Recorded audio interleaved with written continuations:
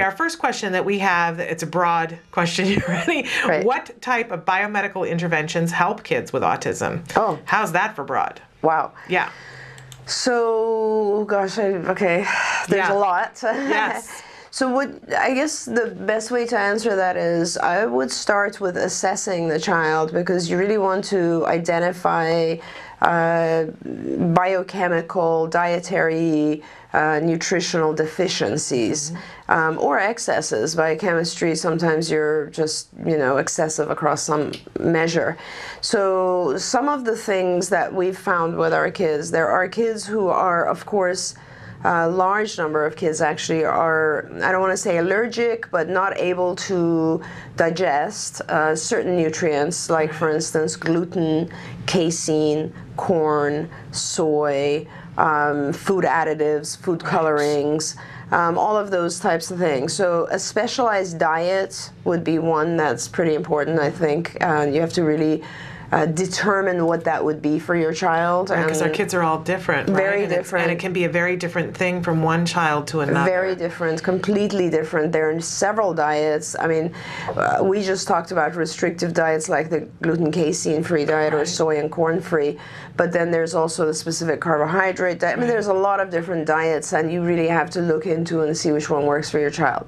So dietary intervention. Some of the kids have really pretty significant candida issues, yeast, fungal issues, and those children would benefit from both a restriction on things that cause increased growth of fungus, like sugar and so on, but also anti-fungal medications. A lot of kids do much better with nystatin, Nizoral, any of the anti-fungal medications. So that would be something to look at. Then, of course, some of the kids have other more serious issues that are happening, just gastrointestinal inflammation type stuff that needs medication that will help it. So that's a whole different area, is just GI treatments as a whole. I mean, GI treatments actually for some of our more severe kids can go as far as liquid diet, so that the kids are actually taken off all foods, and they go through and drink certain liquids that are kind of like protein shakes, and that kind of clears out their system and helps them to establish probiotic health. And that's just for a period of time, not a liquid diet forever. For a period of time, right. Of course, with some of our more severe children who have really severe aggressive issues or behaviors, sometimes the answer is to work with an antipsychotic medication like Risperdal, just be able to calm the child down a little bit and then teach appropriate skills, and then you can get the child off of those medications. Some of our kids have so much inflammation, both GI and or brain inflammation, that they do very well on steroids. It's across the board. A lot of our kids have severe anxiety, and in those cases they do very well with antidepressants, anti-anxiety medications like SSRIs or SNRIs. Some of our kids have really significant hyperactivity, and they do well with some of the stimulant medications. It really, I'm open to looking at those things when I see that other interventions don't work. Well, sometimes when we're working with a child and we're trying very hard to get something under control, it might not happen. Anxiety is a good example of that. And research does show that the combined medical and behavioral treatment has a much more significant effect than one or the other. So, I think people need to be open to those ideas and try to help. All you're doing, I think, with medications is giving your child a few more tools. Yeah, and I'm guessing that Key is working with a professional who really has an understanding of what's happening in the field of autism. Yes, I think so, although you have some professionals that are really good outside the field as well, in terms of, like, for instance, GI doctors and so on. As long as the one problem I find outside the field, and more people are becoming educated now, but one of the things I find that's disturbing outside the field of autism is that if you go to a, let's say, gastroenterologist and you say my child has autism, but at the same time they can see from a scope or just from symptoms that your child has pretty serious GI issues. Sometimes I've heard parents tell me that the doctor will say, oh, but that's just part of the autism. Yes, we hear that a lot. Yeah, and that kind of thing is very disturbing because it really has nothing to do with it. I mean, it might be causing it actually, but in terms of symptomology, you can't let the autism overshadow some sort of medical problem, which is very serious. Yeah. I just remembered now to answer the question again, sleep disorders. A lot of kids have sleep disorders, so melatonin or some other form of sleep aid is very helpful. And the methylation stuff, we haven't talked about that. Oh, of course, the methylation. Well, I mean, the whole concept with kids having, those kids who have high oxidative stress, they're low methylators, which essentially means they're detoxifying slowly, slower than they should be. Those children obviously may, and you have to test this, benefit from some methyl B12 or some medications that help methylation. So there's a whole variety. The MAPS group, as we've said before, are people who are a little bit more trained in the field of the specific issues that relate to autism. But, you know, again, I have to tell parents, you are the parent. You need to, and it is a very unusual field. You can't go into this field fully trusting anyone, I say. I agree. Because you know, years ago, as you know, and I think still today, a lot of parents, when they go to their pediatrician or someone who diagnoses the child, they might tell them, oh, this is, you know, your child's never going to talk, your child's never going to function normally. All that sort of stuff still happens to this day. And these are extremely well-known, respected, reputable professionals saying these things. So you just have to be careful as a parent, because the same thing goes with the treatments.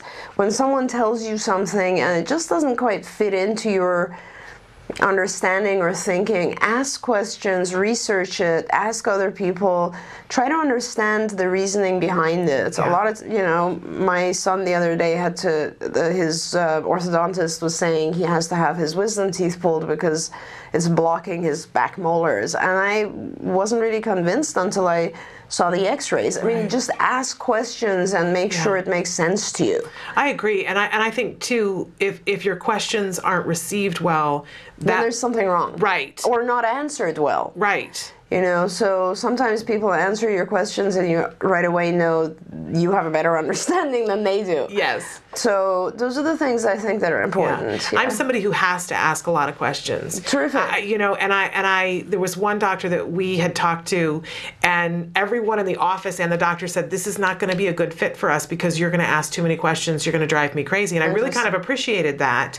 And then went to a doctor who enjoys that I ask a bunch of questions. Absolutely. It's a better fit for me. It's so interesting that you say that, because I'm one of those people that really enjoys questions from parents, because well, I mean, that's why I'm doing this show, first of all, but no, but because I think we figure it out together. I think we learn. It's that my job is not to convince anyone of anything. I have some ideas of why I think a certain child would be behaving a certain way, and sometimes parents will tell me things that completely open my eyes to something else. And I'm always learning from my parents, and I always feel like the parents know their kids better than I do, for sure. And so it's always important to listen. At the same time, I know that there are sometimes parents who come to me who will have, for instance, the idea that we will just take care of the child and they don't have to do anything else. And I feel that's the type of parent that wouldn't really do well at CARD, for instance, because we really do want our parents to manage, be aware, be involved, be trained, all of that. You know, and I absolutely don't expect every parent to be able to do that. I don't think I would be able to do as much as a lot of our parents do. But I know that the parents who do get very involved with us are the ones that are successful. So I will tell people at intake that, like, you seem very hesitant about ABA still. I'll even suggest they go and, for instance, see some other parents or see some cases that are being run right now so that they can see what it looks like. I want them to really understand that we're going to be in their life for a while and intrusive for a while. So it's what the real definition of informed consent is, for parents to truly understand what is being suggested before they accept it. Wonderful. I think that's a really important comment. Okay, a really long question here that I'm going to read through. Hi, Shannon and Dr. Doreen. What are the most typical symptoms that our kids would display to show reactions to sugar versus reactions to other food allergies versus reactions to digestive problems? I never know what in the world is causing my son to go out of control. I see him acting out by giggling nonstop, talking silly, all TV talk, hand clapping, not being able to self-control at all. Sometimes the behavior stops on its own. Other times he poops and he's fine afterwards. Very interesting information. I am truly clueless what is causing this almost once a day daily behavior. It's like he's drunk and can't be reasoned with. He is 11 and mainstreamed. Any advice? Thanks.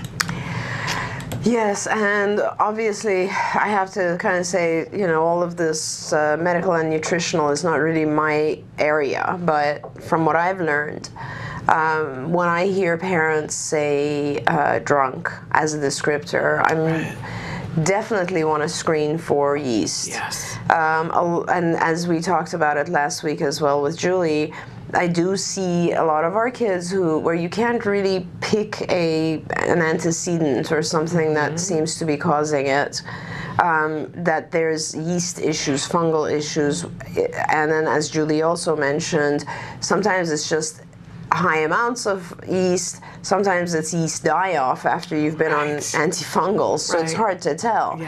But that seems to be something important to check. A lot of times you will find that there's yeast issues, especially if the child feels better right after having had a bowel movement. It could be yeast. Now, the other things to consider, if the child feels better after having had you need to track some of these things. If there's usually a bowel movement happening right at the end of the silly period, then the silly period could actually just be a behavioral reaction to the child feeling that they have to have a bowel movement and trying to control it. Okay. And so a lot of kids do that, not just on our spectrum, but they start to act kind of a little bit out of control or wild or whatever when they are trying to hold back having a bowel movement. You see this also with kids with encopresis, just holding bowel movements. Another thing, of course, is they could be just having GI pain, so because it's somewhat related to bowel movements, that would be important.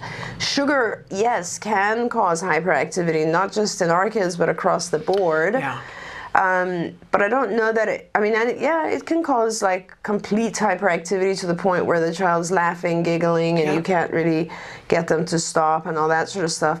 I would honestly say the best thing to do for this parent is to have a series of tests done. First of all, identify allergies, right? You could be having some foods or other products in his environment, your child's environment, that are causing some sort of a, I don't want to say allergic, but sensitive reaction in the child. Identify those. And then start dropping some of those items, like for instance sugar. Eliminate sugar for a little bit or reduce it significantly for maybe a week, and then see if there's any difference in the rate of these types of silly behaviors. Talk to someone, a physician or nutritionist, who can give you advice on some of the other symptoms associated with fungal. Sometimes with the fungal yeast issues, you have rashes on the arms. Your child's a little bit older, so it might not really show. But I would say those are the two areas. Look at the diet and look at fungus. Absolutely. Really interesting information. And I've shared before on the show that Jem, we cycle through yeast issues. But when he was little, it was really pretty severe. And we eventually went through a bunch of dietary changes and then eventually did a diflucan run. And you mentioned the die-off thing. And I think it's so important to talk about that because I had this expectation that he was going to be better overnight. That it was just going to be, my little drunken elf was going to walk straight and talk and things were going to change. Yeah. And we had die-off, and I didn't really have a clear idea of what that was going to look like. And it took, I think it was exactly 28 days. Wow.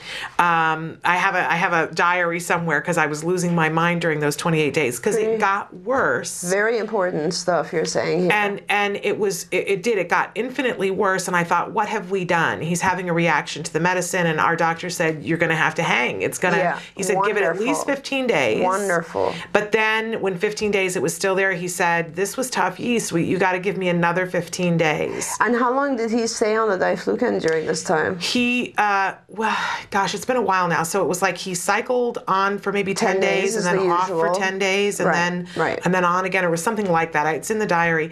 But what happened, we were in the second 15 days and we were getting close to that 30-day mark. And we went on a little trip and I got to see family members and I was in tears saying, my child has had so much improvement and you're not going to see it because he's a little off right now. And we got back from the trip and it was about 4 days before kindergarten was starting. And I woke up one morning to a different child. Yeah. And it was amazing because I didn't realize how busy my child was until I saw him still. Yep. And amazing. he was still and he looked at me and he talked to me. And I remember it literally brought me to my knees and I just cried and I held him and I woke my husband up and said, okay, this is it. Yeah. This is the thing that we, have been waiting for that I didn't think was going to come. Amazing. And it truly was a different child. That's incredible. And what you just said is so important for parents to hear because very often the die-off is such a negative reaction that people just can't handle it. And I was ready to stop. Absolutely. I was. I mean, most of the time. Because you have to, I think most of the people out there will realize that as it is, it's so intense. That's why you start the medication and then it doubles up. Yes. And then you're like, oh my God, how am I going to handle this? So let's say that you really need to just commit a month of your life to this. Yeah. And it is truly a fabulous way to tell whether or not your child has yeast issues because you will actually see you might, and sometimes you don't see that die-off experience, but it is one of the more drastic changes. It does fungal stuff. Once you treat it, it does produce a pretty significant change. I mean, I actually have data on some of our kids where their rate of learning just sped up because once they started medications. Oh, yeah. So this particular, either diflucan or nizoral or... And I'm sure that was the case for Jem. Somewhere you have all of his papers in a storage facility somewhere. Yes. But I remember that it just changed shot drastically, up. It was an amazing difference, and his the rate of acquisition, he was just flying through things. Absolutely. Crazy good. Those are things so important to take care of. Yes, absolutely. Now, the mom who had asked that question wrote in some follow-ups and said, he will also squeeze my hand with a look of pain on his face when he's going through these reactions. And then also added, he also takes human growth hormones too, so I never know if that could possibly be causing issues that he is unable to communicate to me. Yeah, I mean, I don't know the side effects of HGH for a child of this age. If you say that he's squeezing your hand sort of as if in pain, it makes me wonder if he's going through some gastrointestinal issues that he's not able to vocalize, and then he has relief once he's had a bowel movement. I would really think about, having a GI doc look at him and figure out if he has any inflammatory issues that need to be dealt with. And somebody else wrote in and said, I've never heard of the medication you're talking about. How is it spelled? I'm assuming the medication, the diflucan, but we mentioned nizoral and nystatin. And diflucan is, I believe it's DIFLUCAN. Yeah. But you can actually look up anti-fungal medications online and you'll see a whole whole array of them. Yeah. And then you can read more about it and talk with a physician. Absolutely. And they're it's not like they're new medicines. Not at a all. lot of women are prescribed these kinds of things if they have a yeast infection. Infections, absolutely So, right. And actually, nystatin is given to children as young as newborns. You know, when a newborn potentially has thrush, you know, their tongue becomes white, and they give you, some of you will have had that experience, and they will give you a liquid that you pour in the child's mouth when they're an infant, when they're like a month old. And that's nystatin, that's antifungal. Right. But again, these are all prescription medicines that have to be prescribed by a doctor. You need to be monitored if you're on them to see if there are other complications as well. So you want to keep that in mind. Okay, we're going to take a short break and come back more with Dr. Doreen Granpeesheh. If you have questions, now's a great time to put them in on our live feature, www.autism-live. Yes, I'll get a brain while we're in a break. So we'll be back after these messages. Stick with us. Welcome back to Ask Dr. Doreen. We have with us Dr. Doreen Granpeesheh, a true visionary in the field of autism, an expert you've been working in this field for, I really hate to say it because otherwise no one would know, but 3 decades? Yeah, more than 3 decades. Okay, you really can't tell people more than 3 decades. They won't believe you. They'll think you were walking around in diapers treating children on the autism spectrum. I was lucky because I started college early and ended up being with Professor Lovas right off the bat. So I started my very first year working with kids with autism when nobody even knew what autism is. Yeah, amazing. Yeah. And now we have your great expertise with us, and you can ask questions. I kind of muffled the site to go to, but go to www.autism-live.com. That's where you want to go and ask questions. Now, we had a question come in during the break. Hey, Shannon and Dr. Doreen, any advice for people on the autism spectrum over 18 trying to get SSI disability? And gets turned down. I'm from Mississippi, and I have some limitations that keeps me from living independently. I live with my parents. I don't drive, cook, etc. I wrote in the show before I got accepted to college, and my parents are afraid for me to live in a dorm. Any advice for me? Yeah. Heartbreaking. I know. I don't know why you didn't get SSI. I would probably try to find a lawyer or a free legal clinic where they can advise you on the application for SSI, because you should be eligible for SSI. So it has something to do with, they add up the points based on the answers you put on an application. So I think it would be important to talk to an advocate or a lawyer who knows how to work SSI. Right. I mean, from our previous contact, I think, with this writer, with this listener, you're very motivated to go to college and to gain some independence. And while on the one hand, I feel we understand your perspective, and I wish there were more support groups for some of the teenagers and adults who are trying to get their lives going. And I commend you for taking care of these issues for yourself. I just think that's so fabulous. Yeah. And keep going, more I strength see you. real skill set here that you can write in on our live feature, which a lot of people have difficulty figuring out. And you're well spoken. You can type and good spelling. Major skill sets. So Yes. I really wouldn't want you to give up. Yeah. At the same time, I kind of see your parents' point of view, because they've helped protect and shelter for so many years, and it's very hard for anyone to let their kids fly.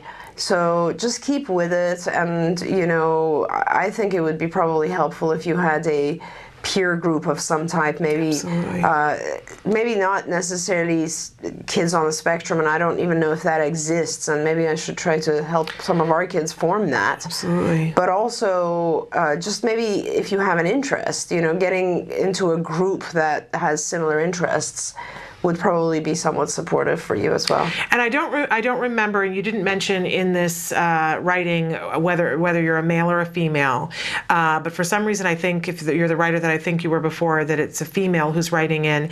There is a group that's springing up around the country. They're making little chapters called Girl Power, that is girls on the autism spectrum that are, I think, between the ages of 16 and 26, and to support each other. And I don't know if there's one in your area, or maybe that's something you can look into starting in your area. That's You can Google Girl Power. And the other thing that I'm wondering about, if college is of interest, one of the things when I met with Temple Grandin and we were talking about my son and his desire to do science and math, she gave me a bunch of web addresses that are in a blog that we wrote about talking with Temple, and because I listed all of them in the blog of places that you can now go online and take college credit classes That's for what I was free. Say, yeah. Which is an amazing. You don't get the credit, right? But you get the experience, and it could be really useful to you to be able to do something like that online, and then if you're successful at it, show it to your parents and say, look what I'm capable of doing, because then maybe you could take the classes for credit down the road. Absolutely, and I think that you also probably might even be able to get in on a college that has online courses. Absolutely. I mean, there are a lot of everything. Education is going online very quickly. Yes. So, you might even want to just take an extension course somewhere online and actually get the credits and show your parents that. But I think your parents are probably aware of how intelligent you are and probably just scared for all the social reasons rather than academic reasons perhaps. Right. And so I think it's just a matter of time, and you just keep going at it and showing them how much you really want to do this. Yeah. And I hadn't heard about this group that you mentioned. Girl Power, yeah. But it sounds really fascinating. I want to look into it. Okay. Maybe since you have a new intern now, yes, maybe she can remind me later that to look up Girl Power. Okay. Yeah. Well, and I'm sure she's in there taking notes. We haven't introduced her on the show yet, but we need to do that. We have a new intern here that we're very excited about. Yes. And you're familiar with her. That's all we'll say. Okay, somebody wants to know, are probiotics like antifungal medicines? It's Biomedical Week here, that people have a lot of biomedical questions. It is great. So are probiotics like antifungal medicines? No, they function absolutely differently, but have the same results. So it's kind of an interesting question. So probiotics are healthy bacteria. That's what they are. They're bacteria that's good for you. And by taking mass quantities of them, you're populating your gut with the appropriate bacteria that, by the way, most people have when you're born. Right. Not everybody, but most people have when you're born. And that is the bacteria, or very shortly after that. And that's the bacteria that helps you stay healthy, actually, in a million different ways, from digestion to just immune functioning.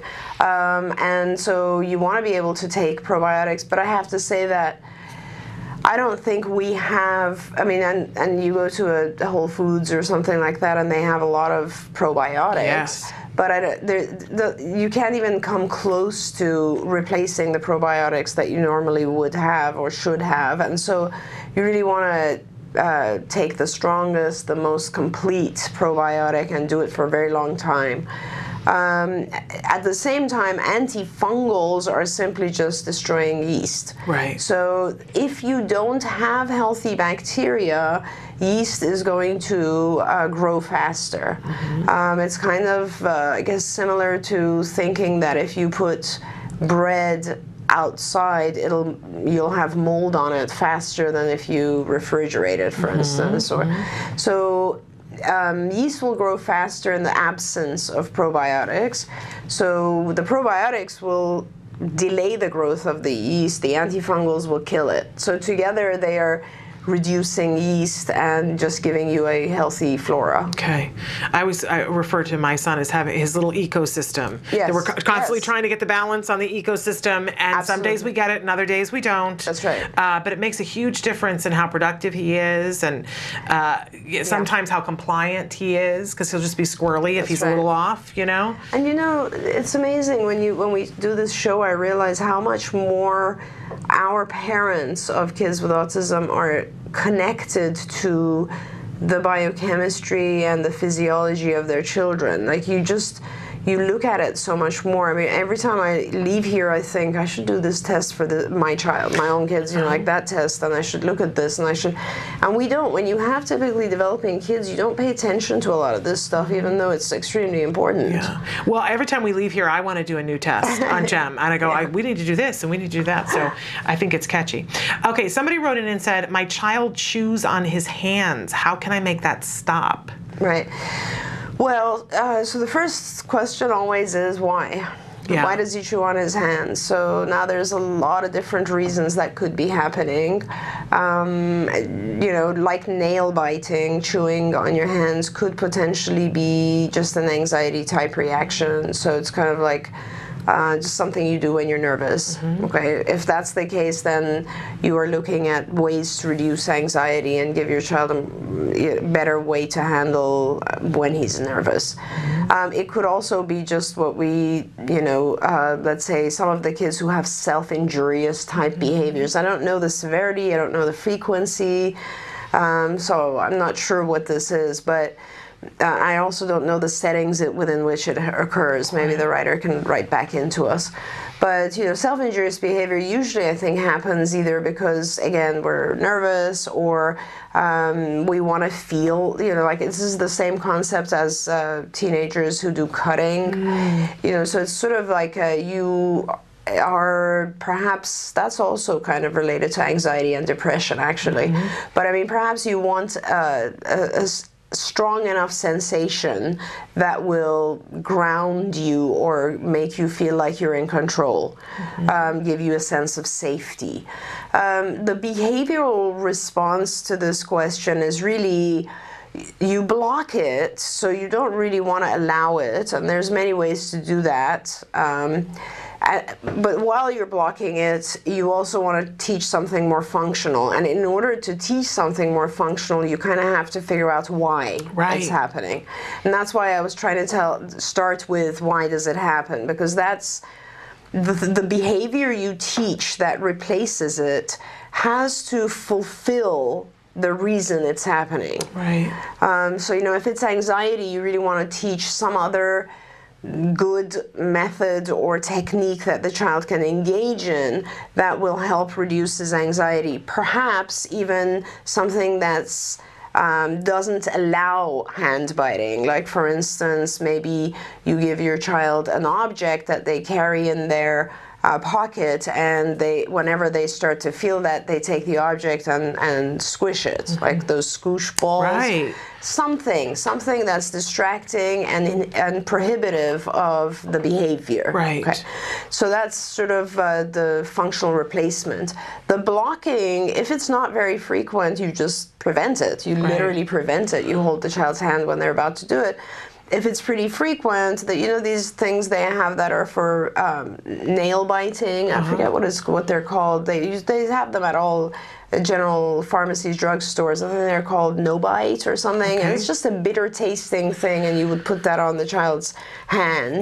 Because then when they go to bite, they won't like the taste. And they'll stop. And that's the easiest way to stop those types of behaviors. So while you want to prevent it from happening, you also want to give the child a different out. This goes right along with our week in jargon this week, because on Monday our jargon was replacement behavior, and I believe on Friday it's competing behavior. That's awesome. So that's great. Competing behavior is always better. Like sometimes I would tell, when kids are doing too much fidgeting with their hands, and this is the concept of, old teachers would tell you sit on your hands. Because it's competing. You can't do the other while you're sitting on your hands. But I think with this child it might be beneficial to just practice the blocking for a while and then give them some other activity that engages their hands. Okay, great. I love this next question. I'm going to take my 7-year-old with autism on a plane, and I'm nervous. I don't know what to expect. How can I prepare him and myself for turbulence, or for a turbulence-free flight? Which, good luck, because my sister-in-law has suggested I sedate him. That sounds scary to me. Okay. So 7-hour flight is it? It's a 7-year-old child. 7-year-old we don't know how long the flight is. I guess that does make a difference, doesn't it? How long the flight is. And I also don't know what you're anticipating. Like, I don't know how, what are the behaviors you're afraid will occur. So I guess there's a few different things you can do. First is make sure he's tired. Okay. So, maybe keep him up a little bit longer the night before. Interesting. That would never have occurred to me. Can I just say? That would never have occurred to me.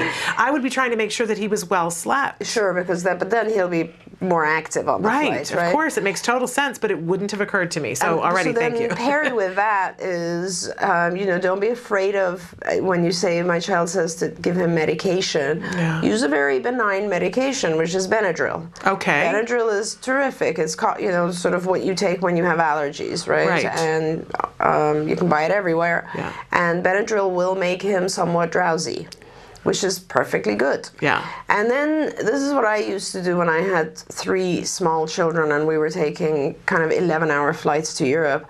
I would like go out to the 99-cent store or something and I'd buy a whole ton of little gifts and I'd wrap each one in like aluminum foil or something that takes a while to open. Okay. And then I would and also when we get on the plane and sit down, and by the way, some children have a hard time with just buckling in. Yeah. So that's something you perhaps want to practice before, so your child actually learns to be buckled in and stay for, let's say, the duration of about 5 minutes or so, maybe 10 minutes. And that's something you can practice ahead of time by just shaping, because that seems to be a very traumatic event for some families because the child is just so hyper they don't want to be buckled in. Right. But I mean, if you can practice this, and most kids get used to it in the car. Yeah. So if you can practice it though at home, not in the car, but at home, and perhaps if your child is able to look through a book or something that'll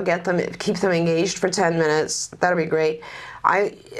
Usually I would give my kids something to drink or a lollipop during the takeoff and during landing, because that will help their ears, so you're kind of assuring they don't have pain going on. And then you pull out one of those gifts approximately every, 30 minutes or something, and that will help engage the child with opening it up and then playing with it for a period of time. Really, the answer is, I think our kids only kind of tend to freak out if they are bored, which is usually if they feel confined. So you want to let your child walk up and down the aisles when they can and get some activity. And if they're a little bit hyper, and so that's why you kind of want to mellow them down a little bit, but keep them engaged. That's the biggest thing. Because I think a lot of our kids do really well if they're busy. Yeah. And I just had to fly a bunch of times with Jem, and he's significantly older now. I have to say that having a DS, or on one trip we took a Kindle. Oh God, yeah. Nowadays with technology, it's like, it's so much easier for the kids. But the gift thing, because what I did see is that on takeoff and landings, then he had nothing to do. So I love the idea of the gifts and having something, a fidget toy or something, especially during those times. Right, and again, depending on it's a 7-year-old, so those little puzzles that you have to balance, those really keep the kids busy. You have to think what this child's interests are, and it doesn't even matter if they're somewhat self-stimulatory at this point, because really your goal is not to work on self-stimulatory behaviors at this moment. Your goal is to keep the child, calm during a long flight. Yes, absolutely. Great advice.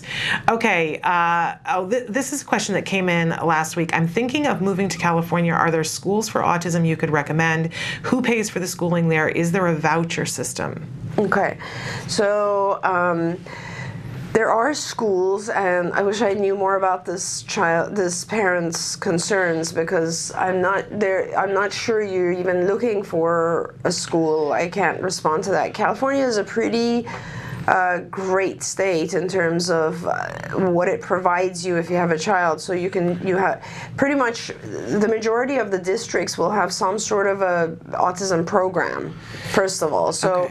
You're not really even looking for a autism type school that doesn't exist anymore, but there are many school programs for kids with autism, and you'd have to go and evaluate, and depending on where you move, each district has different resources.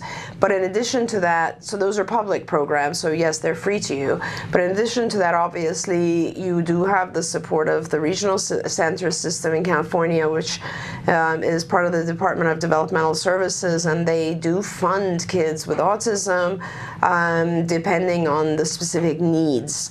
If you have health insurance in California, you will have coverage, depending again on your your child's age and so on and so forth. And then, of course, school districts here in California also provide some coverage. So you have 3 different sources of funding for your child's needs.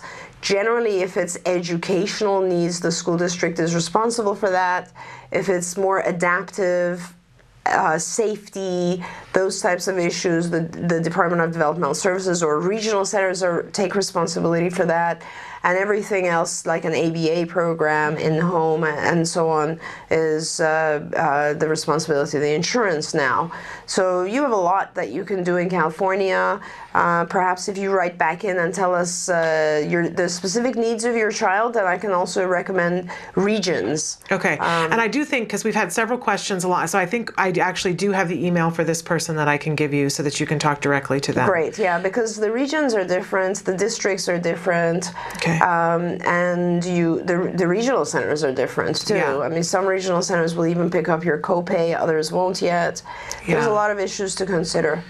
Yes, and in the next hour, we're going to be talking about some legislation that's going to be helpful, and you've been very involved in some legislation here to help with those kinds of things, and I'm hoping that down the road, we're going to get to the point where regional centers are across the board. Yeah, what one regional center gives that another one has to give, so that there isn't this huge disparity that I just don't understand. That's right. It's so important. I was really worried because I thought that bill might be dropped, but it's still being carried.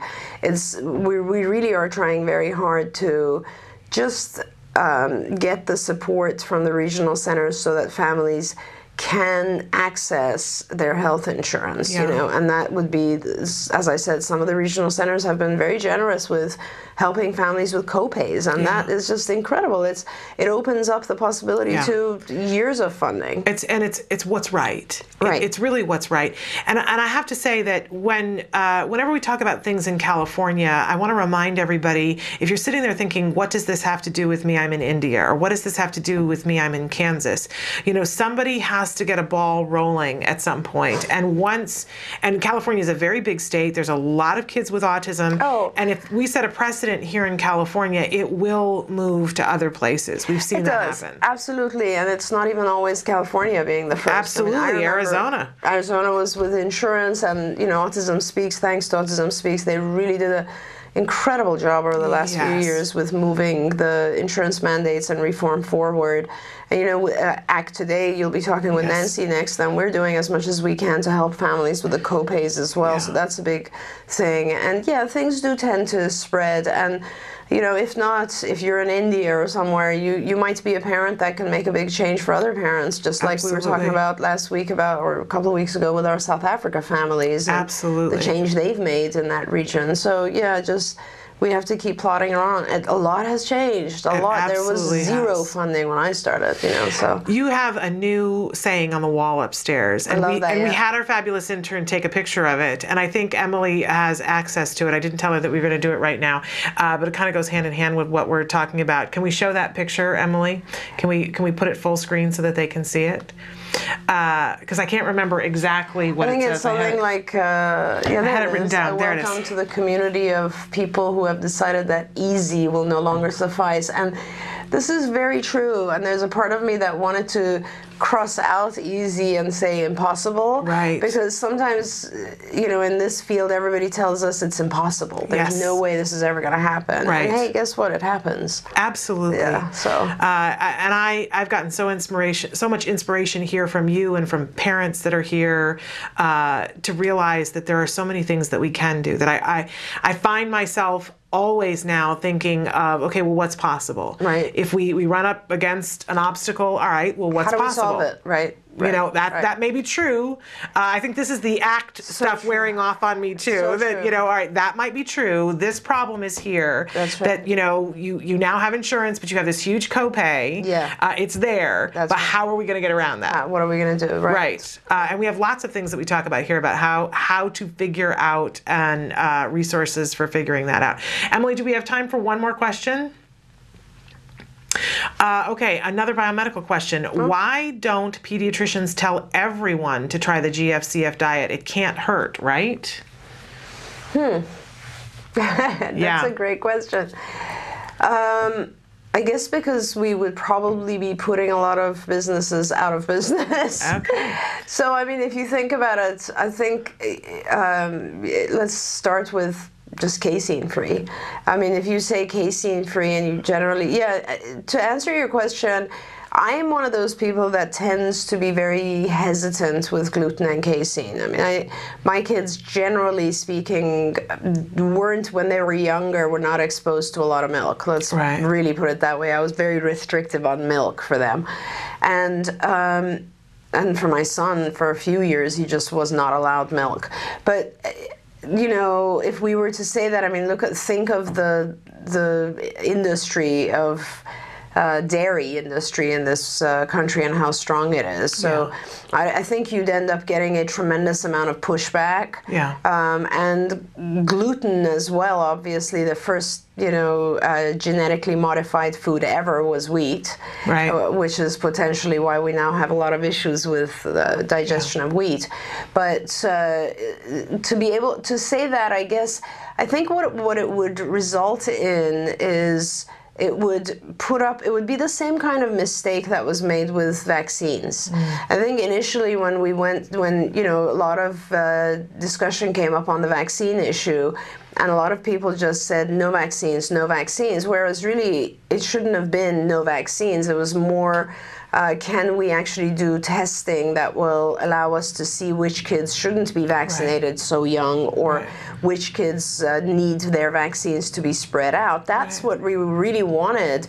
But because there was this huge, no vaccine reaction, then the vaccine lobby just said, hey, these guys are causing epidemics. This is becoming a big issue and we need to fight back. So at this point, if you say no gluten and no casein for anyone, I think you'll just end up causing a lot of fight back from the wheat and whole grain industry and the dairy industry, and it'll cause a lot of confusion and chaos for people who are lost and new to the system. So better is for us to say, really look at the reaction and the allergic reaction, the sensitivity reaction that your child has, and then do the diet if you need to. And having said that, Shannon, I'm astonished when I look at the accessibility to gluten-free products over the past 5 years. I mean, I can't even believe it. It's crazy. You can go to Walmart anywhere and find a Betty Crocker cake mix that is gluten-free. It's crazy. Exactly. It's crazy. Exactly. But I love what you said, because I'm a big proponent of, obviously in my life, one size does not fit all. That's right. And so if it isn't true for us, it wouldn't be true for our kids. And even saying GFCF, one size cannot fit all. And I do think that pediatricians are mindful of the fact that it is at least the beginning of doing a GFCF diet can be, if you don't have a lot of support, stressful. And I don't think that I would guess that a lot of them feel like parents would not be amenable to that. It's hard. It's very hard to do. Especially in the beginning. And I think if you don't have support, it doesn't have to be hard. And we have, people in talking all the time about how easy it can be once, and with access to all these products now, it really is amazing that you can go to a restaurant now, almost any restaurant, and ask for the gluten-free menu, and they don't look at you like you've just stepped off of the crazy train. It's very exciting. Very good information once we start gathering some stuff and putting it online for parents. It would be really good information to tell them lists of restaurants that actually have gluten-free. Absolutely. And also just steps you can take to make your kitchen gluten-free. Absolutely. Stuff that we can cover. Even Disneyland. I love going to Disneyland, and you go and you get the gluten-free menu and you put in the order, and you can order it a day in advance if you want to. It's amazing. It's a very exciting world that we live in.